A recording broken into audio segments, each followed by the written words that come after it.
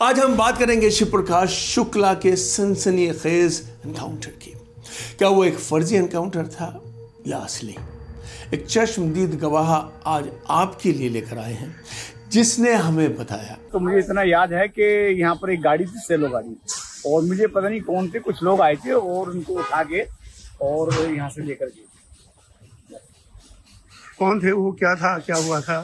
Sir कोई criminal था और बड़ा उसका ये नहीं था कौन था क्या था, और वो स्टाफ के बंदे थे, इतना सबको मालूम है यहाँ से कि उठाए इसी जगह से। जी हाँ, आज मैं आपको लेकर चलूंगा उस सनसनीखेज एनकाउंटर की परतों के पीछे, जिसने 1998 में न सिर्फ उत्तर प्रदेश बल्कि पूरे देश की अपराध जांच व्यवस्था को झकझोर कर रख दिया था। यानी गाजियाबाद में हुआ कुख्यात गैंगस्टर शिव प्रकाश शुक्ला का एनकाउंटर।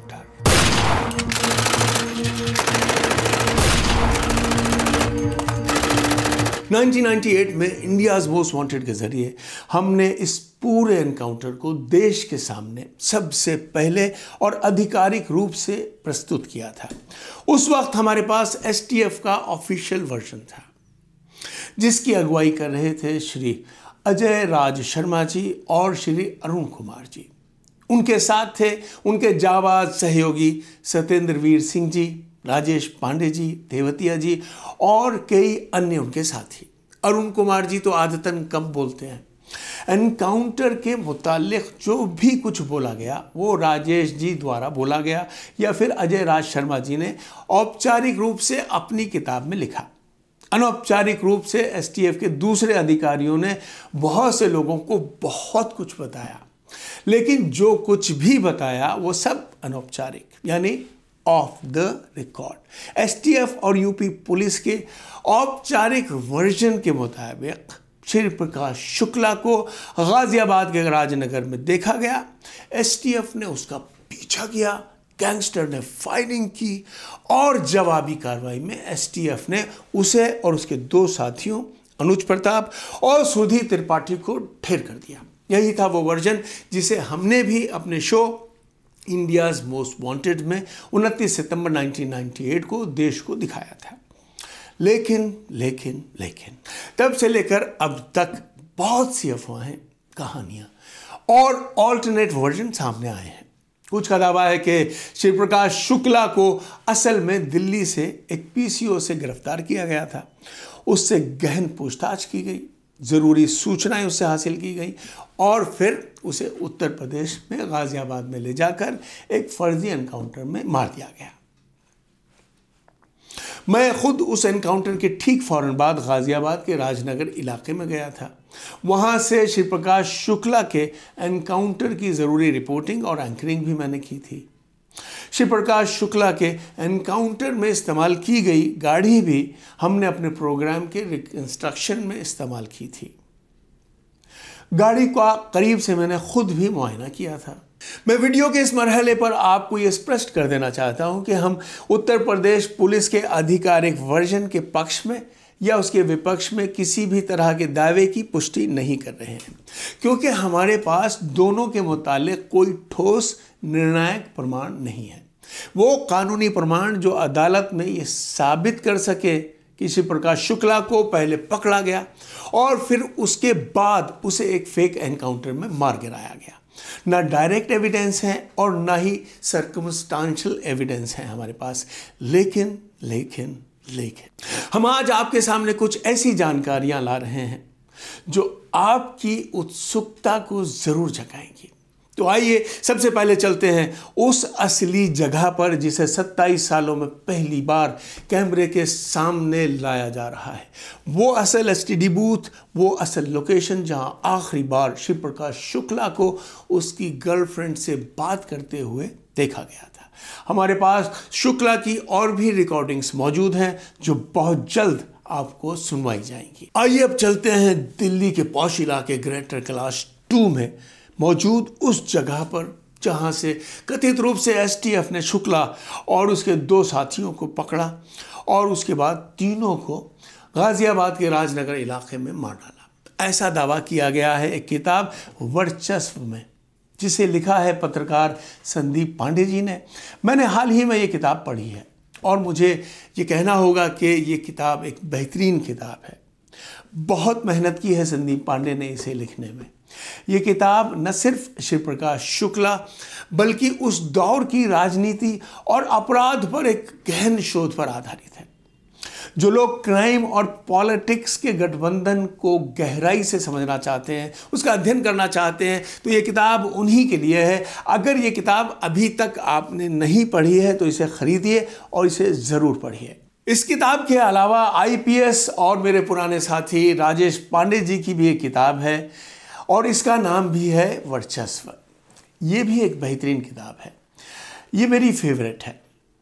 हाँ, लेकिन इस किताब के लेखक राजेश पांडे जी की एक मजबूरी है कि वो अपनी किताब में सिर्फ वही लिख सकते हैं जो कि आधिकारिक है। उसके आगे जुबान खोलने में उनकी अपनी मजबूरियां हैं। जाहिर है श्री प्रकाश शुक्ला का एनकाउंटर सिर्फ अकेले उनकी ज़ाती उपलब्धि तो है नहीं। हाँ, अगर ऐसा होता तो मैं ये जानता हूँ कि वो परिणामों की परवाह किए बगैर किताब के अंतिम चैप्टर में सब एनकाउंटर से संबंधित सब कुछ साफ साफ लिख देते। मैं जानता हूँ कि वो बहुत बेबाक हैं, किसी भी परिणाम से वो डरते नहीं हैं, लेकिन उनके साथ असल मसला ये है कि एसटीएफ के दूसरे आला अफसरान और यूपी पुलिस यानी सभी की साख दांव पर है। इसलिए राजेश पांडे जी की किताब में आपको शुक्ला एनकाउंटर का सिर्फ वही आधिकारिक और औपचारिक वर्जन ही पढ़ने को मिलेगा जो कि सरकारी वर्जन है।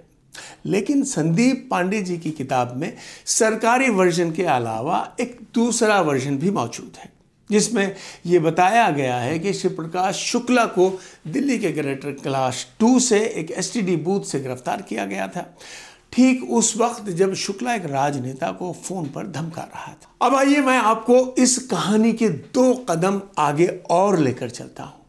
मैं अब आपको उस असल जगह पर लेकर चलता हूं जहां से शुक्ला और उसके 2 साथियों को कथित रूप से उठाया गया था।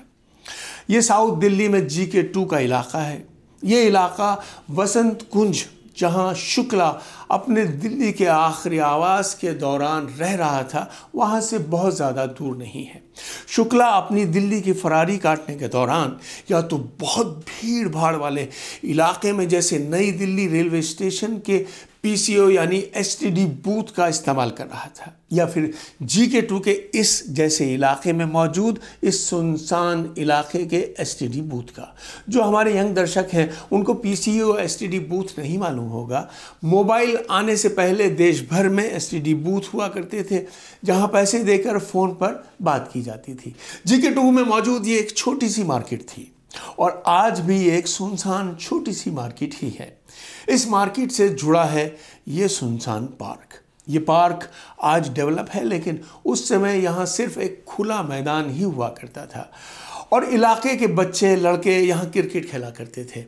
इस मार्केट से कुछ ही कदम की दूरी पर वो घर है जहां उस वक्त वो एसटीडी बूथ हुआ करता था। घर का नंबर हमने जानबूझकर ब्लर किया है क्योंकि इसके मालिक आज भी शुक्ला के एनकाउंटर को लेकर कोई बात नहीं करना चाहते। यही वो घर है जिसके सीधे हाथ पर मौजूद है वो कैबिन जो उस जमाने में एक एसटीडी बूथ का कैबिन हुआ करता था। इस बूथ के अंदर श्री प्रकाश शुक्ला बात कर रहा था और ठीक इस जगह पर बाहर खड़ा था सुधीर, चौकीदारी कर रहा था।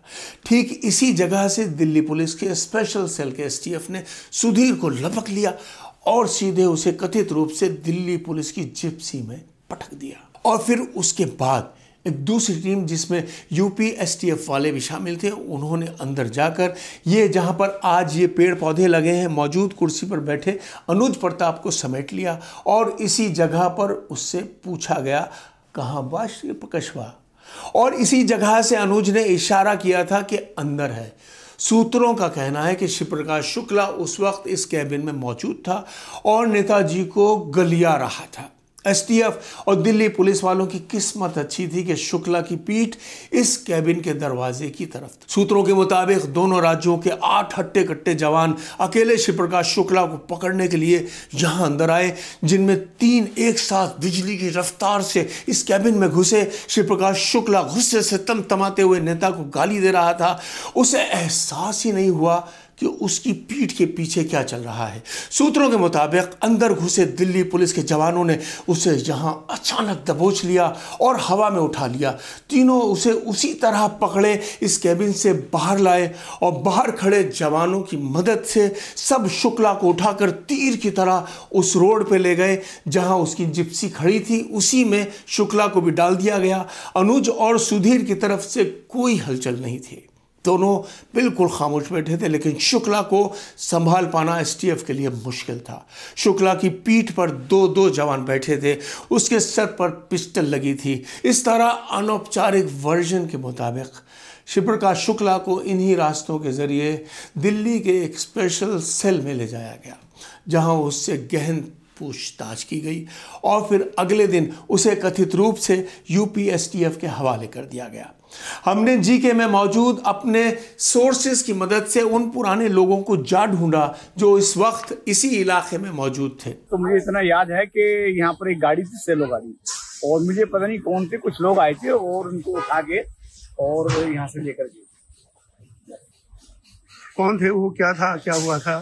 सर कोई क्रिमिनल था और बड़ा उसका ये नहीं था कौन था क्या था, और वो स्टाफ के बंदे थे, इतना सबको मालूम है यहाँ से उठाया इसी जगह से। आज आपने पहली बार ये कीमती बात सुनी, बहुत कीमती जानकारी है, लेकिन हमारी कानूनन मजबूरी है कि हम आज 27 साल बाद ये नहीं साबित कर सकते कि जिस व्यक्ति को यहाँ से उठाने की बात अभी आपने सुनी वो शिवप्रकाश शुक्ला के ही मुताल्लिक थी, किसी और के नहीं। दूसरे आज 27 साल बाद सीसीटीवी कैमरास के अभाव में ये भी स्पष्ट रूप से और स्वतंत्र रूप से सत्यापित नहीं किया जा सकता कि उस व्यक्ति को लेकर जाने वाले पुलिसकर्मी वास्तव में एसटीएफ के सदस्य राजेश पांडे, सत्येंद्रवीर सिंह थे, अन्यथा नहीं। इसलिए मेरे पास इस बात को ना तो कानूनी पुष्टि है और ना ही पर्याप्त साक्ष्य के शिवप्रकाश शुक्ला को एसटीएफ ने इस एसटीडी बूथ से अगवा किया और बाद में उसे एक कथित फर्जी मुठभेड़ में मार दिया। मैं ये दावा करने की कोई कानूनी स्थिति में नहीं हूं, लेकिन जो एसटीडी बूथ आपने देखा, जो मकान आपने देखा, वो 100% सही है।